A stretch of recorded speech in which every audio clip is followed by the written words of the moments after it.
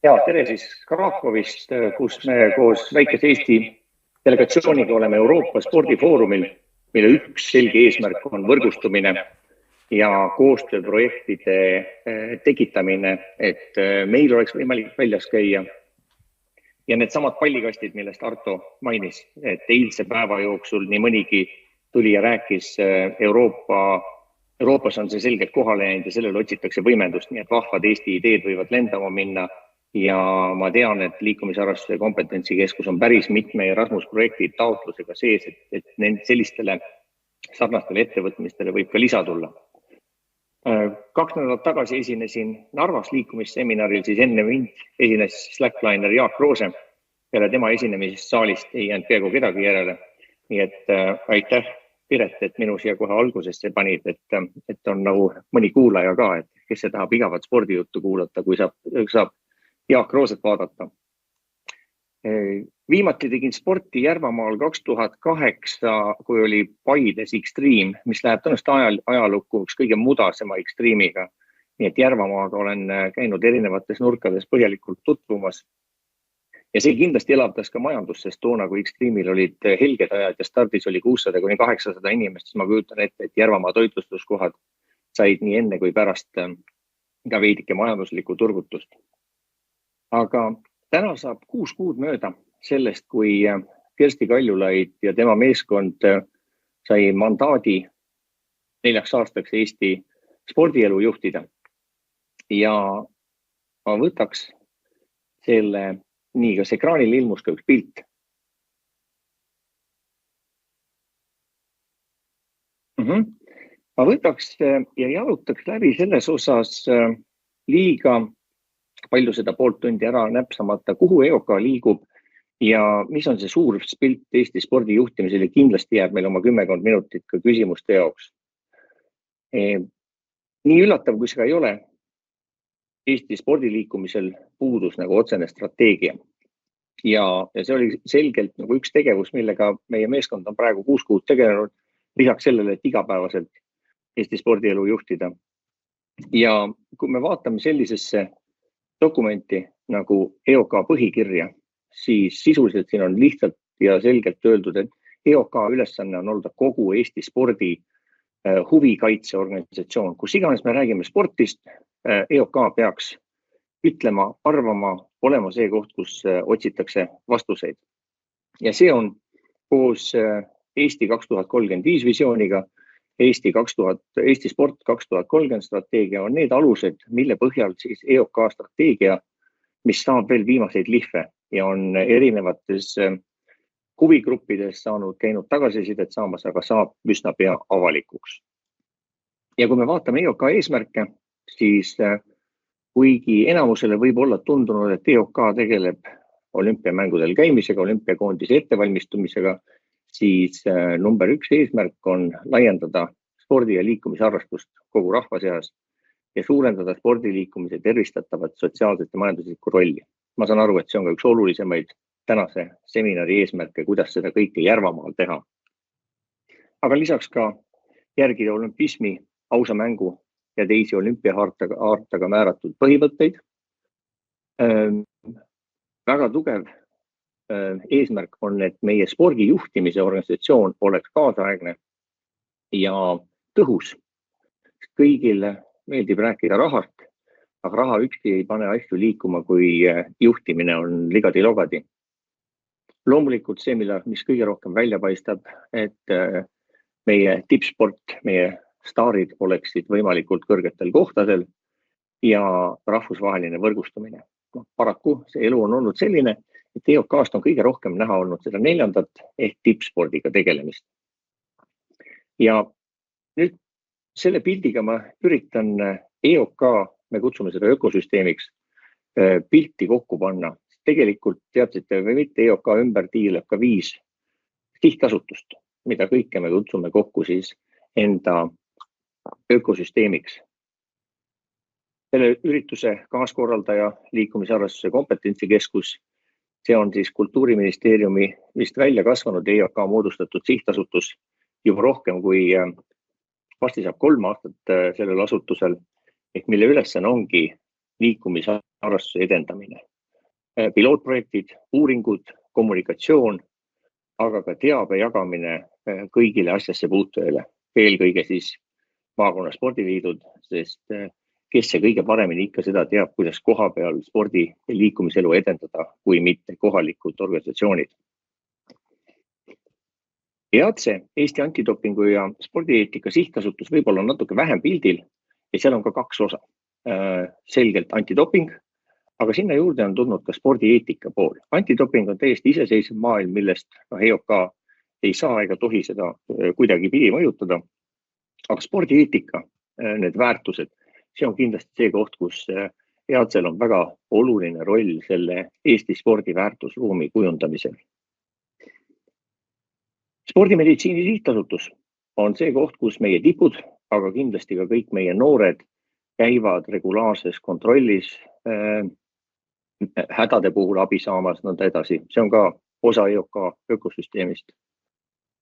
Selline asutus, millest on vahel, kui otse treeneritega kokku ei puutu, vähe kuulda, aga spordikoolituse ja teabe sihtasutus on tegelikult siis koosneb 2 osast. Üks on spordiregister, on maailmas suhteliselt unikaalne spordi andmebaas, mille puhul meie tänane suurim ülesanne on keeratada spordiüldsusele või avadada spordiüldsusele paremini, et kõik see, mis seal on, see saaks teenida targa spordijuhtimise huve, alates spordiklubist, lõpetades alaliitude ja ministeeriumitega.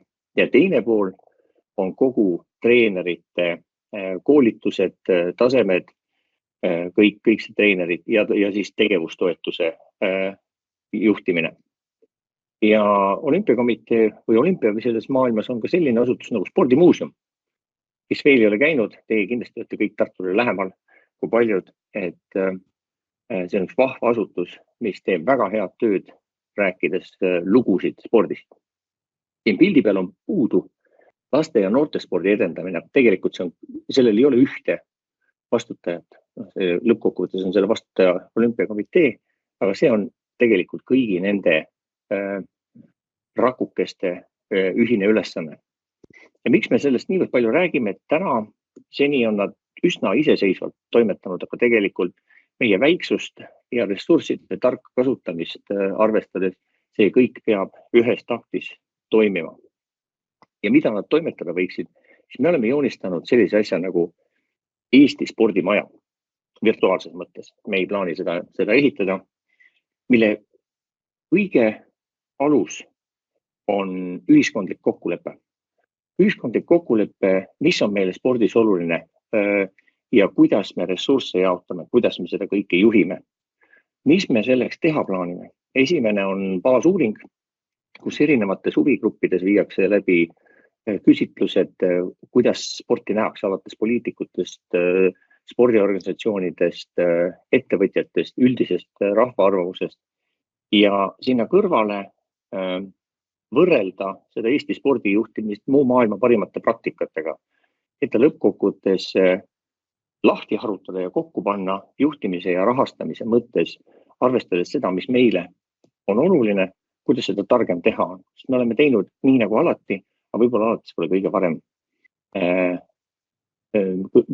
kõige parem viis. Ehk see oleks see vundament, millel on üsna suur fookus selle aasta EOK tiimi töös. Me ei saa rahast üle ega ümber.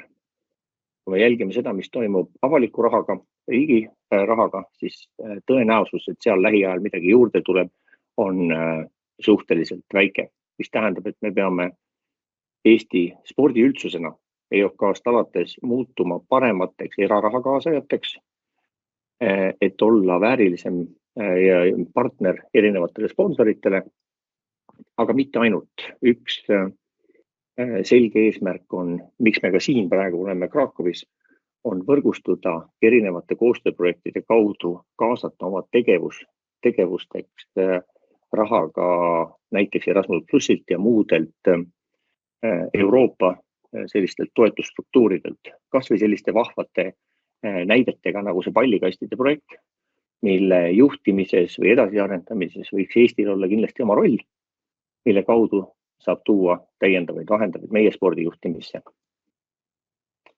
Siis teine alustala või kandesein on professionaalne spordijuhtimine. Ehk me teame selgemalt kes mille eest vastutab, kuidas seda teeb, selle asja me peame ka lahti tükeldama ja mida me kindlasti EOK poolt teha tahame, et iga spordiorganisatsioon, mõtleme alaliitu, maakonnaspordiliitu, spordiklubisid, toetame rohkem selliste heade juhtimistavadega, et ei peaks ise kõike jalgratast välja leiutama, et meie spordijuhtimine muutuks tõhusamaks. Oskaksime neid nappe vahendeid, mida teinekord on targemini ära kasutada. Siis järgmised kõik olulisemad eesmärgid selles spordimajas, millest meil kõigil on oluline roll, on lapsed ja noored. Mitte ainult, et lapsed liikuma saada, veelgi olulisem on, et nad ka treenima saada eesmärgi päraselt, sest neid tippe ei tule ilma selleta, kui sihiteadlikult ei treenita. Aga mitte ainult, meil on suur hulk noori, kukub sealt manuses 14, 12–14 võib kukkuda ära spordist ja kahjuks kukuvad ära nii, et enam ei liigugi. Kuidas me aitame seal juures nad mõne teise spordiala juurde, et tekitada see eluülene soov liikuda. Ja siia juurde kahtlemata käib ka töö vanematega, et olla toetavamad oma lastele. Liikumine kui sotsiaalne norm, õuemaa ja elukaare ülene, see on liikumisarvestuse kompetentsikeskuse alustalad, milleks siis tehakse uuringuid, aga igasuguseid üritusi alates spordinädalast ja nõnda edasi. Treenerid vajavad nii motivatsiooni, kaitsmist, sest väga sageli on treener väga kaitsetu ja meil täna tegelikult Eestis puudub tõhus treenerite nii-öelda kaitseorganisatsioon, treenerite selline treenerite huvikaitseorganisatsioon, see on ka üks asi, mida me tahaks kindlasti taas käivitada. Ja infra, ja siin on suurim eesmärk on see, et sarnaselt kultuuriobjektidele on ka spordiobjektidel paremus rida, mis on olümpiakomitee kokku pannud, kui riigil on vahendeid, mis järjekorras mida tegema hakatakse. See kõik peab olema tark, andmetel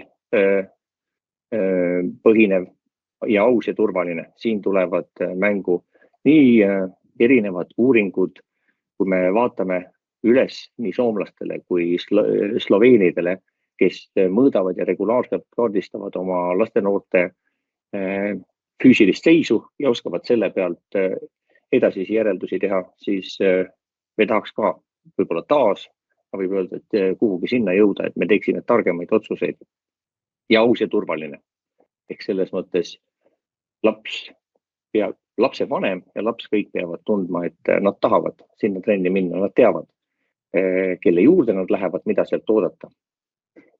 Lähme edasi, visioon on terve rahvas. Terve selles mõttes, et ta on füüsiliselt terve, vaimselt terve, aga ta ka hoiab kokku, ta on juba sinna kaitsetahte juurde. Ja sinna kõige tipuks, kui läheb hästi, kui me vundamendi oleme teinud korda, siis me võiksime vaadata medalite poolele. See on see pilt, mida me täna selles EOK strateegias oleme sees läbi vaielnud erinevate organisatsioonidega tagasi peegeldanud ja mida me varsti ka laiemalt kommunikeerima hakkame. Mina hea meelega annaks võimaluse nüüd küsimusi küsida ja ennast natuke siit raputada, sest ma niivõrd hästi saali ei näe. Taustaks veel üks väike pilt, et tegelikult meie spordiregister on üks kullaauk, aga kahjuks me ei oska seda päris hästi veel kaevandada. Lihtsalt Eesti spordi põhinäitajaid, kus me oleme 2023 versus 2024. Et mida kõike tahame meie spordi kohta küsida, kuskilt sealt saab, aga me üks ülesanne on teha see Eesti spordiregister meile kõigile paremaks töövahendiks.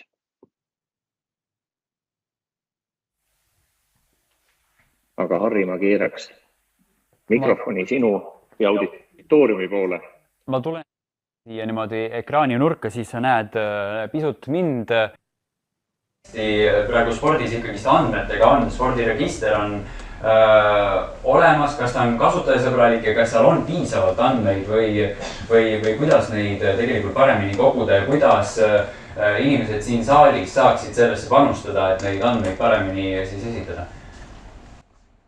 Siin saalis oli, ma usun, et panustavad regulaarselt, sest spordiregister tuletab oma Eesti spordiüksustele ikka meelde, et saatke andmeid, aga mida ma nüüd oma maakonna, oma spordiala, nõnda edasi kohta leiaksin seal spordiregistri seest, et see on töö, milleks me praegu ka otsime täiendavaid vahendeid, et see nii-öelda see pealiskiht ära teha ja siin me teeme koostööd praegu aktiivselt Eesti riigi nii-öelda selle andme ja krati seltskonnaga, et tõesti avada need avaandmed Eesti spordikogukonnale, et oled sa spordiklubi, maakonna spordiliit, kool, lasteaed, et sa saad nagu oma huvialas, oma huvitavas valdkonnas vastused. Kuni selleni ma olen lapsevanem, tahaks oma last panna sellisesse trenni, mis mu variandid on. Ma olen spordihuviline, ma tahaks minna sel nädalavahetusel sinna maakonda, mida ma teha võiks. Sellised lihtsad kasutusjuhtumid, et me looksime selle värava, et siin on tegevus käib, et see ei oleks raketiteadusena. Küsin veel ühe küsimuse, ühe takistusena või ühe sellise murekohana loomulikult mainisid rahastust, mis ilmselt lähiaastatel ei ole tõesti kuidagi väga palju paremuse suunas minema, aga kas on veel mingeid takistusi, mida välja tuua ja ühtlasi siis teise küsimusena, et mis on need lahendused,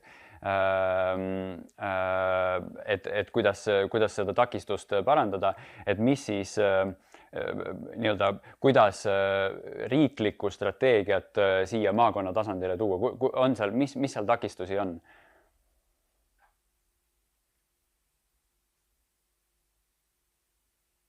Mõtlen, et esimese hooga ütleks auditooriumile, et meil on, kui me räägime liikumisest Eestis, meil on selline vahva, juba 3.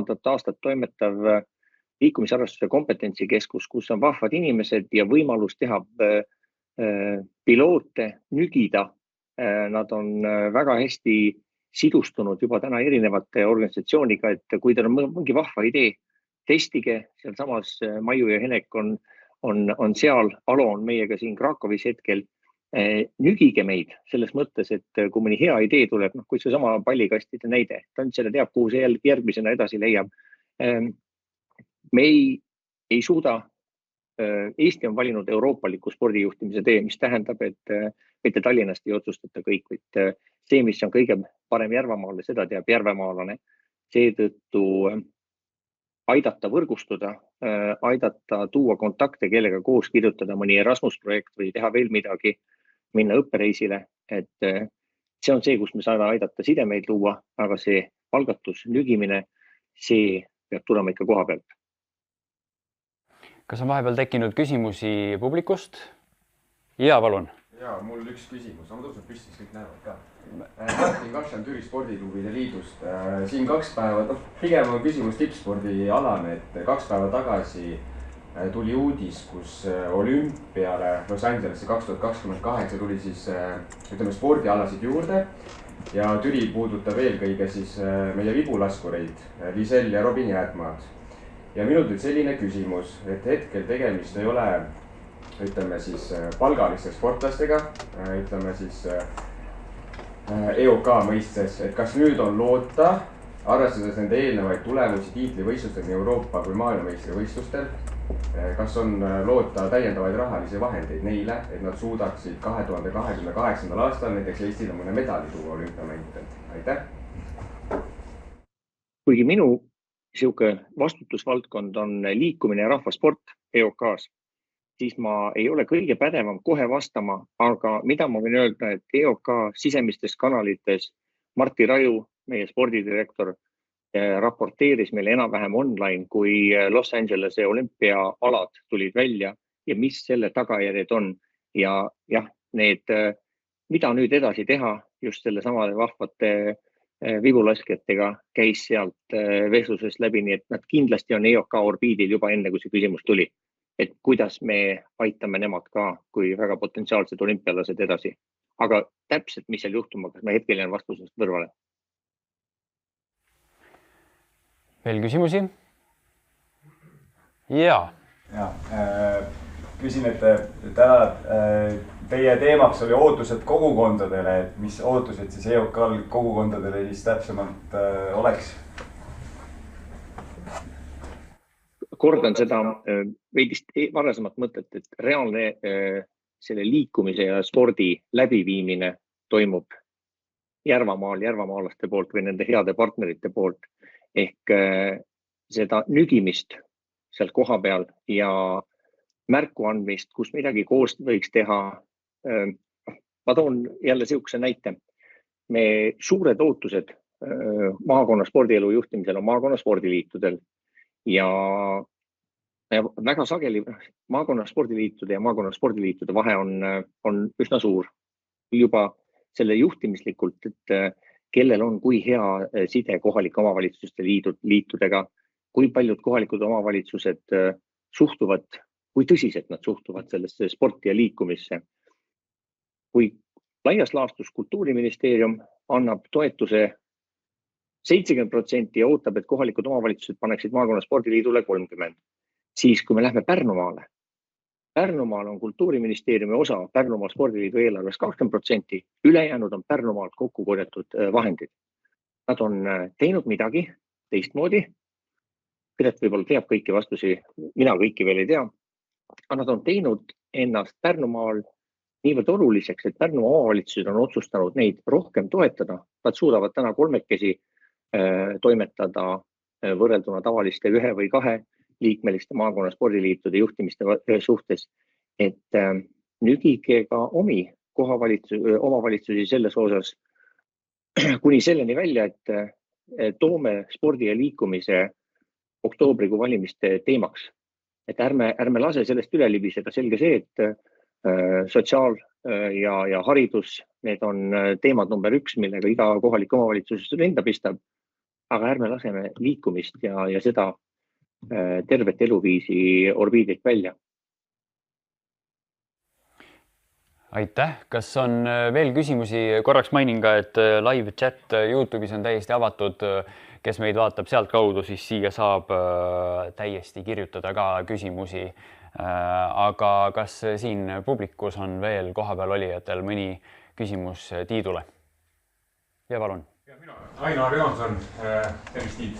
Mul on selline küsimus, et Olümpiakomitee eesotsas siis Kersti Kaljulaeva on mitu korda väitnud, et peab eraraha rohkem kaasama. Kas selleks on eraldi strateegia olemas, mingid programmid, mis laieneks võib-olla kohalike omavalitsustele või spordialaliitudele või spordiklubidele, kuidas seda kõike teha? Ma toon näite, et siin mõne aeg tagasi oli Eesti Rahvuslik Ringhäälingus Kristjan Ilvesest intervjuu, kus siis kõik toetajad olid nagu uduseks tehtud. Et ma mõtlen just seda osa, et mida siis sellele sponsorile vastu pakkuda. Kas seal Olümpiakomitee on teinud ka mingid samme selleks, et tagada või luua siis seda platvormi, mida siis sellele toetajale vastu pakkuda, kes tuleb seda sporti toetada?